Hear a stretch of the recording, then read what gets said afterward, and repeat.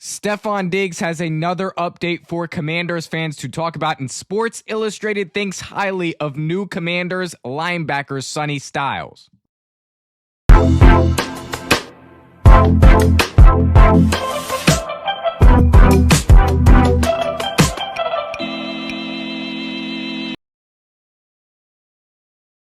What's going on, everybody? Happy Saturday. It is July 11th. I'm leaving for vacation tomorrow and my birthday week tomorrow.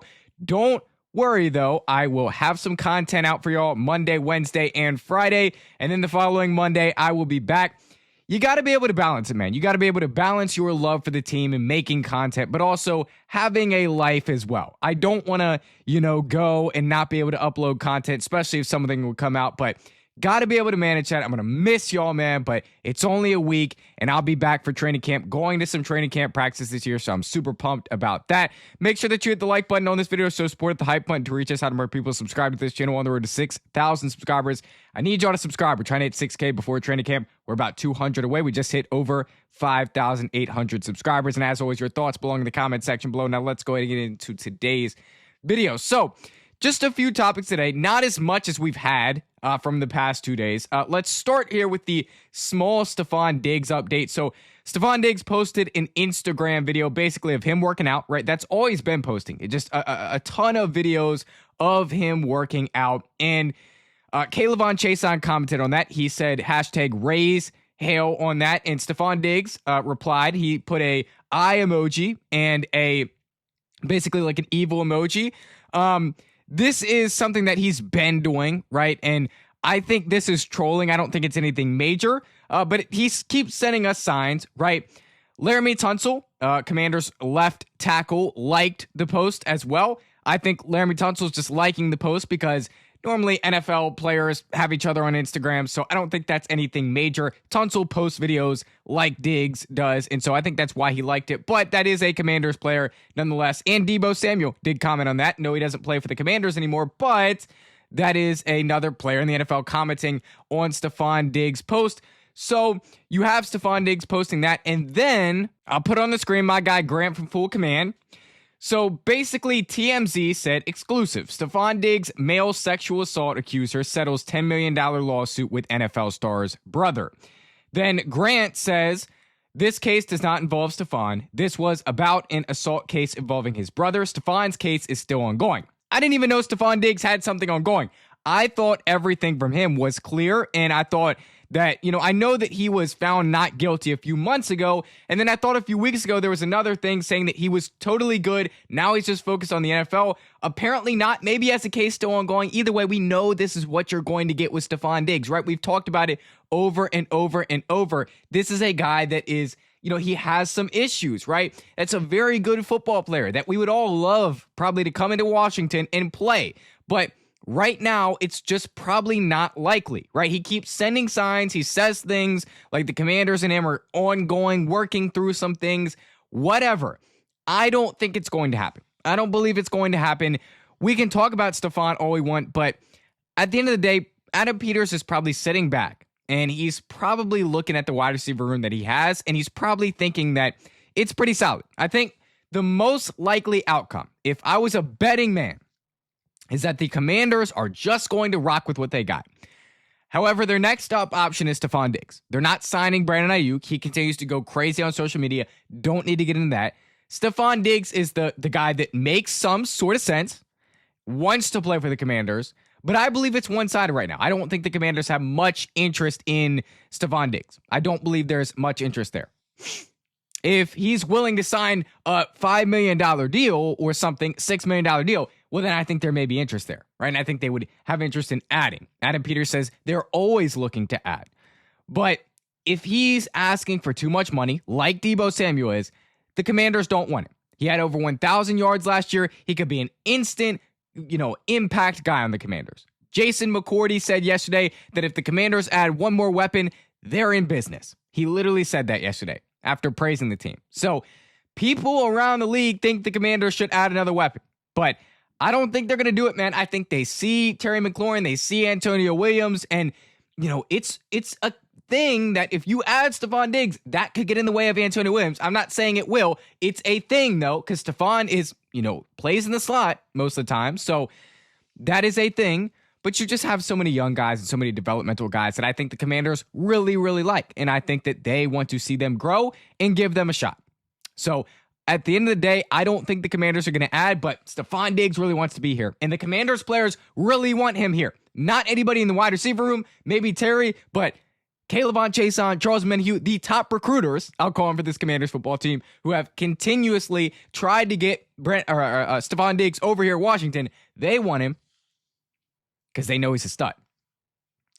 So I don't know exactly what to think. I don't think Adam Peters has interest, though. I am 99.9% sure that Adam Peters is not going to sign Stefon Diggs because I just think he already would have, right? The biggest clue in this whole story is that I think he would have already been signed by the Commanders if they really wanted him, if they really felt strong about adding him, they would have already had him here in Washington. But he continues to post, do things, and he looks a whole lot better than Brandon Ayuk right now. But the Commanders don't want either one of them. They don't want either one of these guys. We were 5-12, and at the end of the day, we were 5-12 last year. And at the end of the day, I guess we should be focused on training camp and getting prepared for that, right? Not all drama on social media.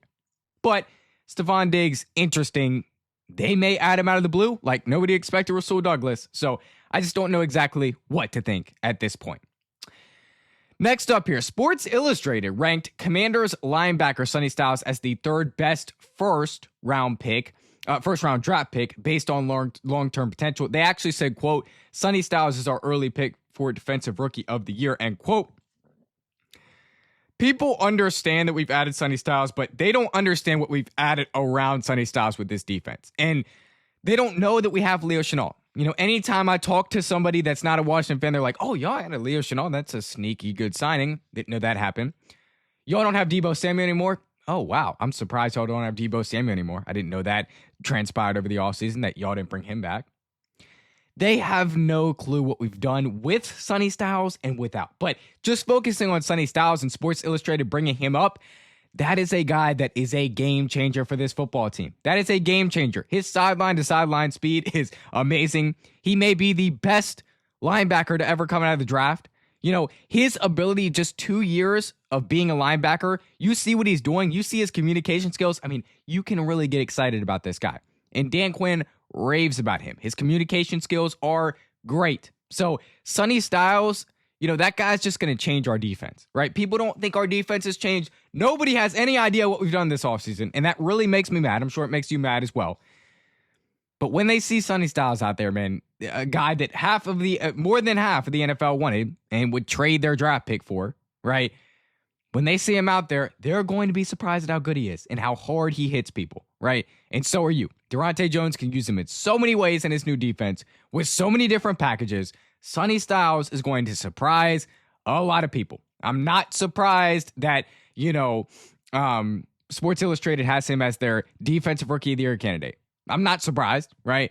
Now, I've seen people throw out Defensive Player of the Year. Whoa. That's not going to happen. I don't think that's going to happen. He'd have to have a monster year. But Defensive Rookie of the Year, I'd lay all my money down on that because this is a guy that was picked seventh in the draft, and out of the defensive players was picked really high. So I'd lay a lot of money down on that. I don't hate them for saying that. I really like this take, actually. Bleacher Report dropped their power rankings. And I know we talk about it every day, how the Commanders are just being killed this offseason, but this is bad. And we got to talk about this. And Miami Dolphins at number 32. Okay, no problem with that. Arizona Cardinals at 31. It's fine. Cleveland Browns at 30. That's all good with me. 29, New York Jets. That's fine. 28, Tennessee Titans. That's fine with me. 27, New York Giants. That's fine with me. They have yet to prove anything with Jackson Dart. Yet to prove anything with John Harbaugh. Nothing. 26, Atlanta Falcons. 25, Las Vegas Raiders. And 24 are your Washington Commanders. Here's what they have to say. The Washington Commanders have several storylines ahead of training camp. They could add a wideout to bolster their offense. Aside from Terry McLaurin, the receiver group is unsettled. Now healthy quarterback Jaden Daniels must build a rapport with a new safety blanket in the offense. The team hasn't re-signed tight end Zach Ertz, who's recovering from a torn ACL. In both of his years with the Commanders, he finished second on the team in targets, which the stats don't lie, I guess.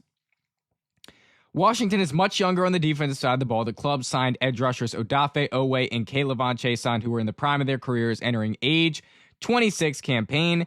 Leo Chenal will likely start at linebacker alongside rookie first-rounder Sonny Styles, who we just talked about. Head coach Dan Quinn could turn his revamped defense into a top 10 unit in scoring and total yards. That said, the Commanders' playoff hopes likely hinge on how well first-time offensive coordinator David Blau develops Daniels as a pocket passer. That's what they have to say.